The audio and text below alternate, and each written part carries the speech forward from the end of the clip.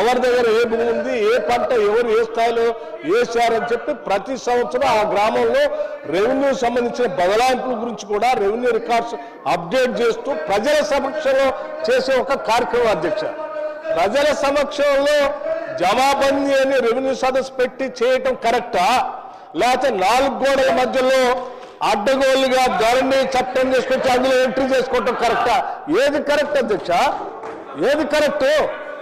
ప్రజల సమక్షంలో ప్రతి సంవత్సరం రెవెన్యూ సదస్సులు నిర్వహించి జమాబందీ చేయటం కరెక్ట్. కానీ గ్రామ సభల్లో అడ్డగోలుగా 4 గోడల మధ్యలో రాసుకొని ధరణిలో ఎంట్రీ చేసుకొని మా ఇష్టం వచ్చినట్టు ఒకళ్ళ తర్వాత ఒకళ్ళు రిజిస్ట్రేషన్ చేసుకుంటుంటే అది కరెక్ట్ కాదు. జమాబందీ గురించి ముందు అవగాహన చేసుకోవాలని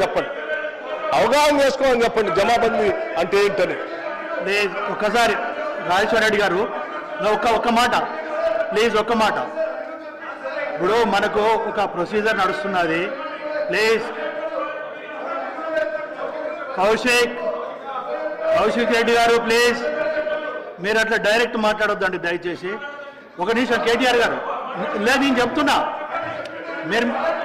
నేను ఒకటి చెప్తున్నా కాదండి కేటీఆర్ గారు. నేను మాట్లాడతానన్నప్పుడు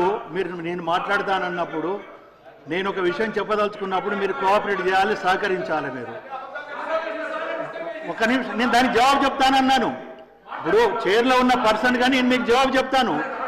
అవకాశం నేను ఇచ్చానండి, అవకాశం ఇచ్చిన తర్వాత మాట్లాడతారు. మీరు కేటీఆర్ గారు, నేను చెప్తాను మీకు జవాబు అన్నాను. ఇప్పుడు మీరు వినదలుచుకోలేదా చెప్పేది? నేను చెప్పేది వినండి. రాజేశ్వర రెడ్డి గారు మాట్లాడిస్తున్నా కదా, నేను మైక్ ఇచ్చిన దానికి జవాబు చెప్తానంటున్నా. నేను మైక్ ఇచ్చాను, నేను జవాబు చెప్తాను మీకు. మీరు నా జవాబు వినకుండా ఎట్లా మాట్లాడతారు మీరు? కౌశిక్ రెడ్డి గారు ప్లీజ్ కూర్చోండి. రాజేశ్వర రెడ్డి గారు, పల్లె రాజేశ్వర రెడ్డి గారు, ఒక్క నిమిషం నాకు జవాబు చెప్పనివ్వండి, నన్ను జవాబు చెప్పనివ్వండి అన్నాను. నేను ఒకటే విషయము, నేను కూడా 94లో నుండి శాసనసభలో ఉన్నాను. నాకు శాసనసభ ప్రొసీడింగ్స్ గురించి తెలుసు.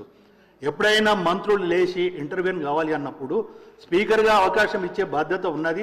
గతంలో మీరు ఆగండి కమలాకర్ గారు, 10 సంవత్సరాలు మీరు కూడా గవర్నమెంట్లో ఉన్నారు.